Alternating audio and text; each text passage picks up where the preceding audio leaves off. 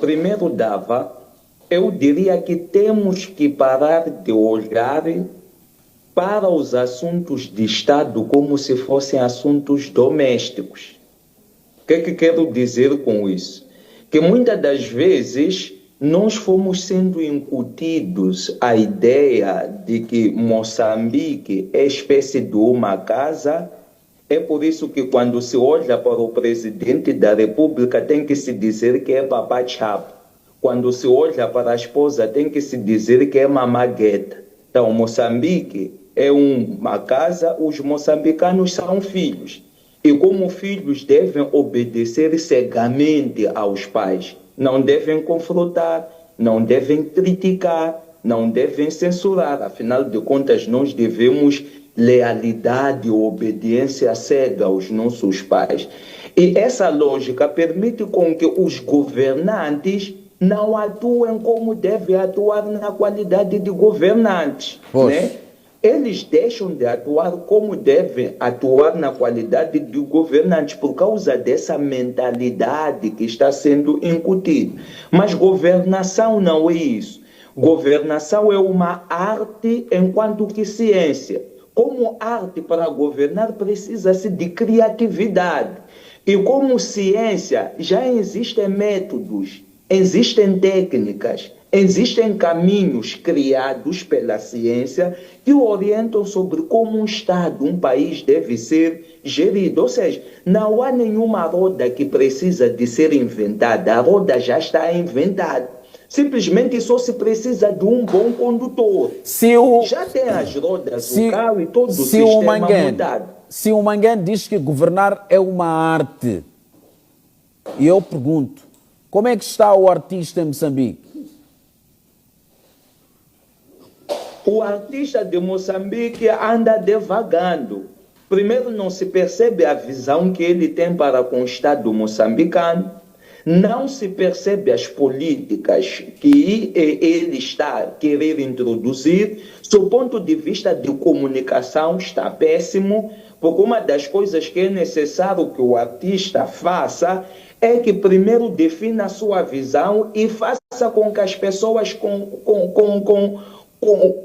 conheçam a sua visão. Nós não devemos seguir alguém cegamente que não nos mostra a sua visão e não nos dá passos, indicadores específicos de nós olharmos e dizemos não, com este vamos seguir, vamos caminhar com este aqui. Estamos entregues num bom caminho. Ainda estamos a caminhar às cegas, sem perceber. Não sei se é aquela máxima nossa, né? Aquilo que não se sabe não se estraga. Então o governo não é comunicativo sobre o ponto de vista do sua visão e do seu plano de governação, porque tem medo com que se saiba e depois se estraga. Agora quem vai estragar, aí é que não se sabe.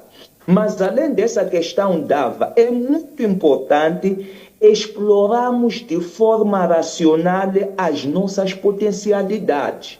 Se nós queremos sair da pobreza, temos que explorar de forma racional as nossas potencialidades. Quais são as nossas potencialidades? É a terra que temos, a agricultura. Está na nossa Constituição que a agricultura é a base de desenvolvimento. E isso tem uma razão ou consequência histórica para ser. Nós temos terra rica, produtiva, frutífera e terra extremamente arável. O que nós precisamos é de transformar a agricultura para deixar de ser uma agricultura de subsistência ou familiar, ser uma agricultura econômica. E introduzimos lá tecnologias. Da mesma forma que está a acontecer em Ucrânia, apesar de ser um país em guerra, mas Ucrânia é conhecido como o maior produtor de cereais. Eles produzem, e eles transformam e eles vendem ao mundo.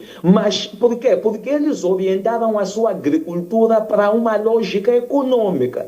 E para serem econômicos, eles introduziram tecnologias. Nós temos os recursos naturais. E a política da exploração dos recursos naturais deve melhorar. Mas atenção, Mangana, o Hélio dizia que há sim sinais de melhoria da pobreza. Eu pergunto, concorda com este pensamento e consegue ver alguns sinais? Se sim, quais? Seja sincero.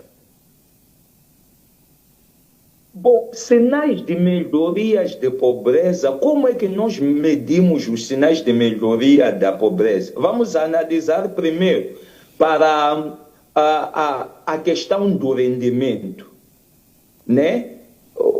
O rendimento tem que ser igual à despesa. Como é que está a despesa dos moçambicanos? Como é que está o rendimento dos moçambicanos? O salário mínimo ronda por aí 8 mil por aí. Mas os moçambicanos, para viver, segundo os dados, por exemplo, do OTM Sindicato, precisam de um salário mínimo de 30 de acima de 40 mil meticais.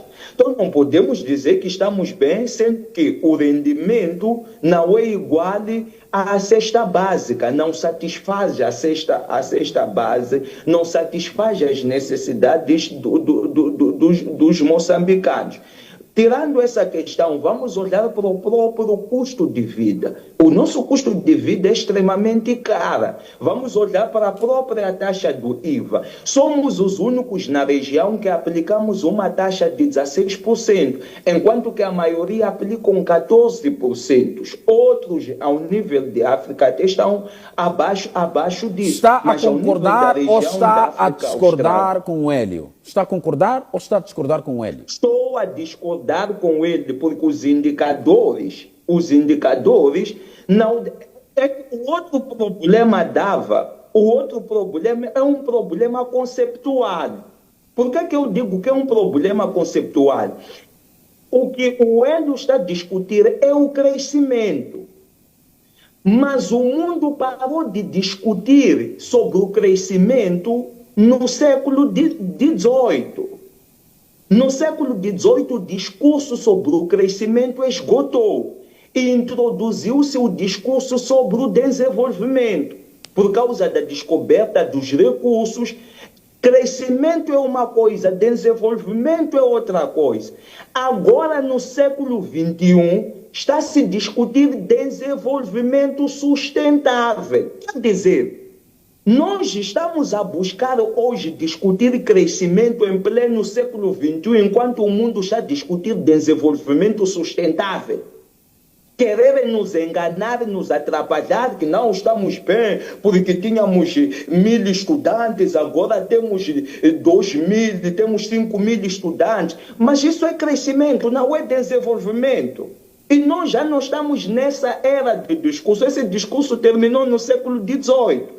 Com a descoberta de vários recursos e de transformação ou possibilidade de transformação desses recursos, discutiu-se o desenvolvimento e agora percebeu-se que não. Uma vez tendo os recursos, transformando os recursos, temos que gerir de forma sustentável, pensando nas gerações futuras. Então, está querendo dizer que o pensamento que o Hélio nos apresentou... Apenas, mas a geração futura... Manguene, está a querer dizer que o pensamento que o Hélio nos apresentou aqui é do século XVIII? Exatamente, é igual a do governo que ele representa. São retardados e atrasados. É por isso que não pensam para frente, só pensam para trás. Porque nós estamos em pleno século XXI, eles estão a nos remeter ao século XVIII, nessa época aqui. É por sermos governados por pessoas atrasadas e retardadas que nós não estamos a conseguir caminhar para a frente. E nós precisamos disso, caminhar para a frente. Hoje nós temos que pensar o que é que podemos fazer para proporcionar o desenvolvimento sustentável aos moçambicanos. Não trazermos o debate, a discussão sobre o crescimento. Manguene, Massingo, o que se passa? Sim, eu quero pedir. Massingo, o que se passa? O Hélio já explanou a sua questão. Não, Massingo, não faz isso. Por várias vezes eu faço debate consigo e por vezes você pede ponto de ordem quando mas não qual é o ponto de ordem que o ele está a pedir?